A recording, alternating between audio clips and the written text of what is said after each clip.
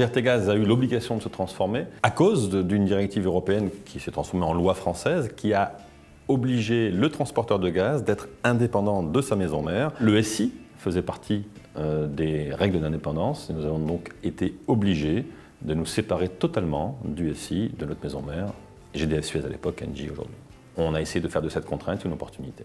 On a en fait des collaborateurs qui sont éparpillés partout en France, qui peuvent parfois être seuls ou à trois ou quatre sur un site, loin de leur manager direct. Donc on a une problématique qui est comment travailler ensemble sans être physiquement sur le même site.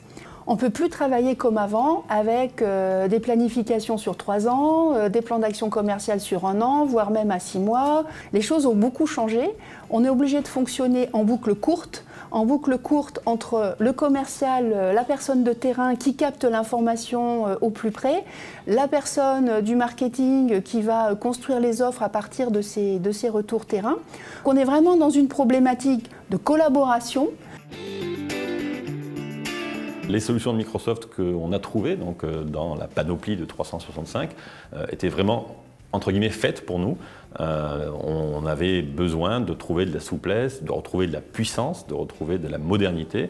Nous avons pris ce choix d'aller dans le cloud, d'aller sur cette solution-là, avec des paliers successifs. On a commencé par la messagerie et on a très largement amélioré l'expérience utilisateur autour de la messagerie par rapport à ce qu'on pouvait avoir avant. Puis Skype, pour entreprise, qui là aussi a été adopté de manière extrêmement simple et fluide par nos utilisateurs. Et puis depuis quelques semaines maintenant, on est sur Yammer, donc la partie collaborative. Et là, pareil, un engouement, quelque chose qui répond finalement à ce besoin.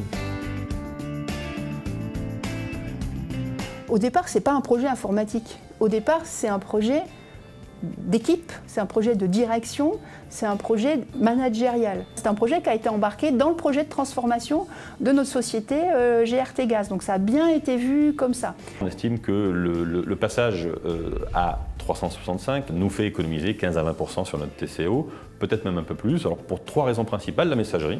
Une messagerie dans le cloud est évidemment moins chère qu'une messagerie on-prem. Deuxième sujet, du matériel moderne qui fait beaucoup moins d'appels à des services d'infrastructure. Et puis une troisième qui est les vieux postes amortis finalement sont plus chers à l'entretien que des postes modernes, puisqu'on fait beaucoup moins appel au support, à la hotline. C'est vraiment tout bénéfice pour la DSI. Nous sommes un vecteur d'innovation. Cette capacité qu'on a d'aller apporter à des besoins non exprimés des solutions qui répondent à ces besoins-là est effectivement ce qu'on attend de la DSI, me semble-t-il.